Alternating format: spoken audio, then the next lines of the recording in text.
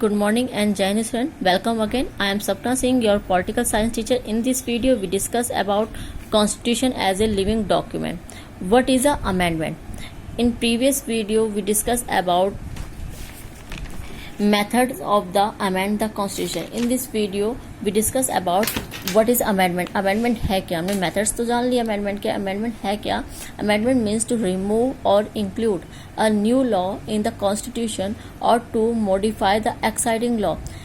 किसी भी कॉन्स्टिट्यूशन में से यानी जो हमारे कॉन्स्टिट्यूशन में कोई भी आर्टिकल रिमूव करना, उसमें कुछ इंक्लूड करना या मॉडिफाई या उसको संशोधन करना, ये सब अमेंडमेंट कहलाता है, जो संशोधन कहलाता है. And parliament have the power to amend the constitution. Article 368 deals with the constitution amendment.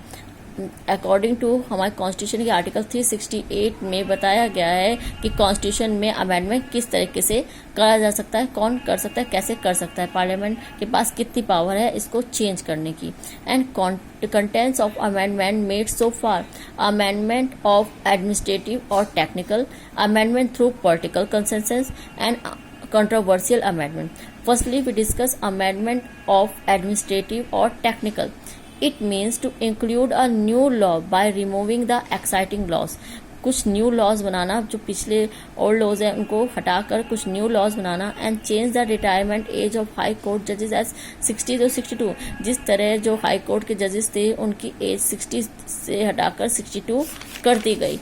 Now the original provision for SC/ST was only for 10 years. It revised every 10 years. जो SC और ST के लिए reservation था ये हमारे constitution में only 10 years के लिए दिया गया था, लेकिन बार बार इसको अमेंड कर दिया जाता है, इसमें रिवाइज करके इसे 10 ईयर्स के लिए और बढ़ाया जाता है. या ये कह लीजिए पॉलिटिकल पार्टीज अपने पर्सनल बेनिफिट के लिए, अपने वोट बैंक को बचाए रखने के लिए इसमें बार बार अमेंडमेंट कर देती हैं. नेक्स्ट है amendment through political consensus. The parliament may look at the provision in the constitution from one angle and interpret them, and according to judiciary may have the different views. अपने parliament तो अपने लिए कोई भी जैसे किसी भी कॉन्स्टिट्यूशन में कोई चेंज करती है, लेकिन अकॉर्डिंग जुडिशरी के अकॉर्डिंग उसके व्यू चेंज है. When there is a clash two views the parliament being in the view amendment to support their views.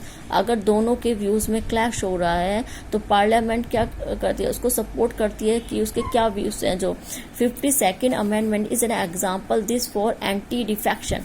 दल बदल की जो गतिविधि थी लीडर में उसको अमेंड करके अमेंड करा गया था कि कोई भी लीडर्स बार बार अपना दल नहीं बदले.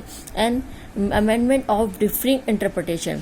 A number of amendment result from the consensus among political parties. Some changes have taken place in the political philosophy and aspiration of the people.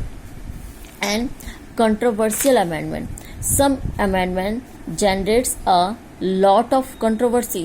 The opposition party during 1971 to 1976 period criticized this amendment. Article 38, 39, 42, 44 as an attempt by the ruling party to subvert the constitution.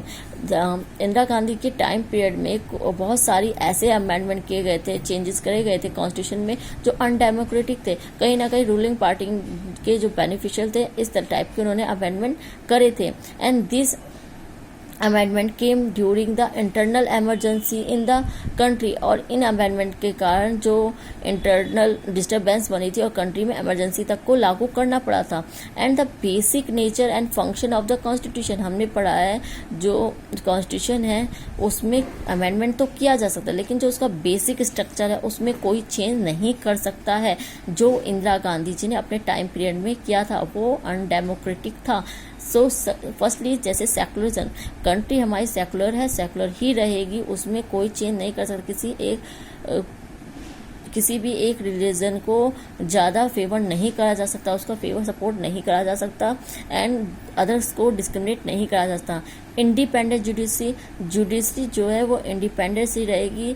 Like Indira Gandhi ji ने कहीं ना कहीं judiciary की independence को ख़त्म कर दिया था. हमने जुडिशरी वाले चैप्टर में रीड करा था हिस्ट्री में. A&I को जब CGI बनाया गया था तो उस टाइम में कहीं ना कहीं जो जुडिशरी की इंडिपेंडेंस थी वो ख़त्म हो रही थी. एंड पार्लियामेंट्री सिस्टम, जब कोई अमेंडमेंट होता है तो वो सेम जो प्रोविज़न है उसके ही अकॉर्डिंग थ्रू होगा, वो ऐसे ही नहीं करा जाएगा.